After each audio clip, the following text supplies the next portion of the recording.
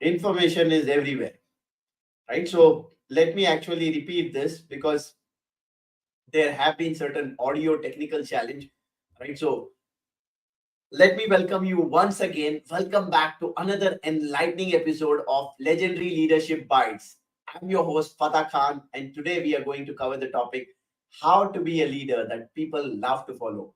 We all, either when we are in leadership role or when we aspire to become a leader, we would want to become that leader which people would love to follow. And I remember my days when I was aspiring to become the leader, I was like, wow, I should become a leader which people would love to follow.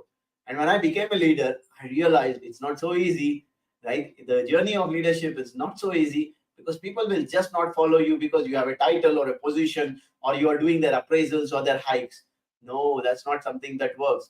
And actually, it took me quite a long time to understand why would people love you as a leader and why would people follow you for your leadership style. And then this is something I learned by doing a lot of mistakes, by failing in multiple places as a leader, and then of course after that also learning not only through my journey, through my experiences, but also reading some amazing leadership books by Simon Sinek, by John Maxwell, and also learning from Jim Rohn and other great leadership coaches. So after that I actually was able to understand, and today I'm going to put down the 7 key principles I found that can help you to become a leader that people would love to follow. Right? So let's jump into these 7 key principles which can actually help you to become the leader which people would love to follow. Number one is lead with authenticity.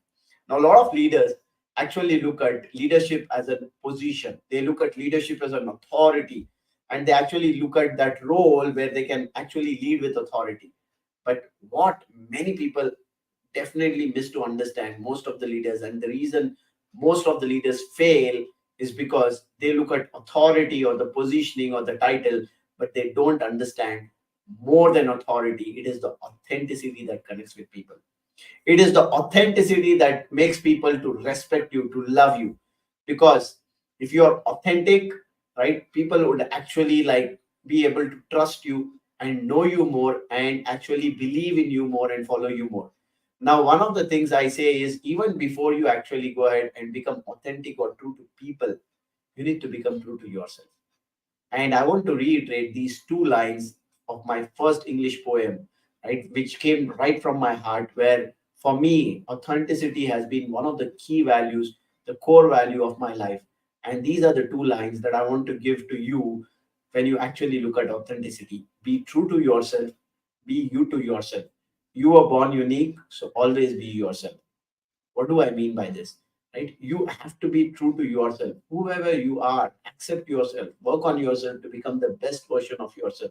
But don't try to compare yourself. Don't try to actually like try to become like others, because each one of us are blessed and we can actually become the best version of ourselves. That's the best gift that you can give to yourself, right? Rather than comparing and looking at others, what others have. And of course, you can be inspired and you can actually look at some of the traits and actually pick up from there. But what you have, right, is everything is inside. You don't have to really look outside, right? So be true to yourself, and authenticity is one thing that will actually connect people with you. So as a leader, if you want people to love you and follow you, become true to yourself, be authentic, right? So that's the number one thing, lead with authenticity. Number two is put others first. Now we all know in leadership there are different styles, right? Different people follow different leadership styles. But the leadership style, when it comes to put others first, that actually comes into play is servant leadership. Who is a servant leader? A servant leader is the one who actually put others first, right? As a leader, you put your teams first in terms of like their priorities, in terms of their interest, in terms of their growth. You always put your teams first. And remember this, like anybody who puts others first, what happens? Right? It is the universal law, givers gain. When you actually are able to help others grow, automatically you will grow. When you actually care for others, automatically others will care for you. So this is number two, where you actually put others first. Number three is lead by example. As a leader, you can't just preach. In today's world, there are a lot of preachers. ज्ञान तो बहुत लोग देते हैं. And today we all know that we are in an information flooded era. where information is flooded. You can find information everywhere, but people will not follow you because you have great information or great knowledge. So why will people follow you? I want to share this story, which you might be like, you might have heard of it, but I want to just share this story of one of the great leaders of history, right? Especially from the Indian history, which is Mahatma Gandhi ji. Once a curious mom actually came to Mahatma Gandhi ji. Mahatma Gandhi ji used to have this particular group sessions where he used to actually answer questions, give advices, and solve people's problems. And once this curious mom came to Mahatma Gandhi ji, being concerned about her son, she got her son as well, and she said, Gandhi ji, my son has a lot of unhealthy habits, especially eating a lot of sugar. Can you please advise him to stop eating sugar? Gandhi ji says, please come after 2 weeks. Now the mom was concerned about the son. She wanted the answer, but it was Gandhiji in front of her, so she could not say anything. She said, "Okay, I'm ready to wait for my son." So she actually moved out, and after 2 weeks, she again came back to Gandhiji with her son, and she again asked Gandhiji, can you please now advise my son on actually quitting this unhealthy habit of eating a lot of sugar? Gandhiji now advised her son to stop eating sugar. And now the mom was concerned because she was already curious about this one. Now she was concerned and also curious, and she was confused. Gandhiji, why did you not answer this when I came 2 weeks back? And you know what Gandhiji said? Gandhiji said, when you came at that time for the first time, I was also actually eating sugar till that time. In the past 2 weeks, from the past 2 weeks, I've stopped consuming sugar. And now it makes sense for me to actually go ahead and share with you about this.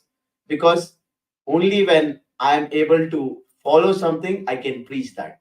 So that's where Gandhiji was able to actually preach whatever he followed, right? Practice whatever he preach, whatever he practiced. So that's something as a leader you need to learn. Lead by example. Next comes communicate effectively, right? So that's the principle number 4. Communication as a leader for you, it's very critical, because if you are not able to communicate properly, communicate efficiently, then you cannot become a great leader. So learn to communicate efficiently, so that effectively, so that you can actually lead your teams and people will follow leaders.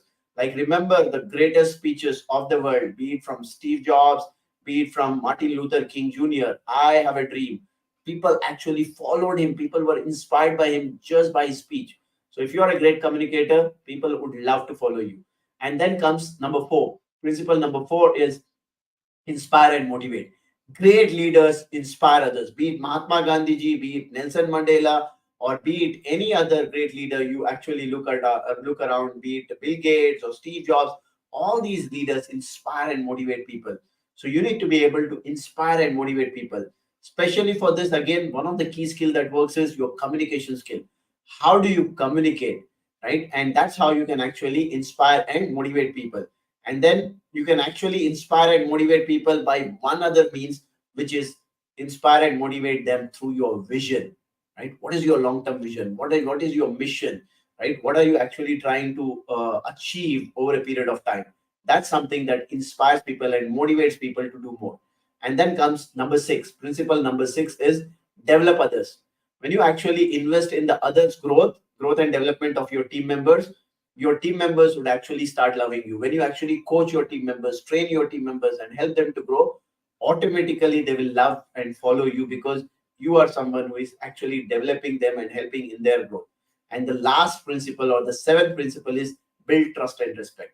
Now, trust is one of the foundational values for any leader to be followed and respected. Because if you don't trust your team members, right, people would not actually be happy to work with you. And if you are not somebody who is trusted, people will again not be happy to work with you.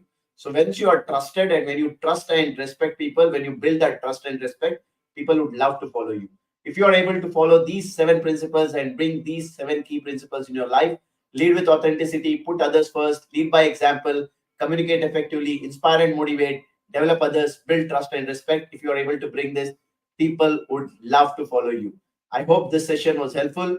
So, legendary leaders, thank you for joining me in this episode of LLB with Fatah Khan. Until our next episode, keep leading with purpose and impact. Stay inspired, stay influential. Thank you.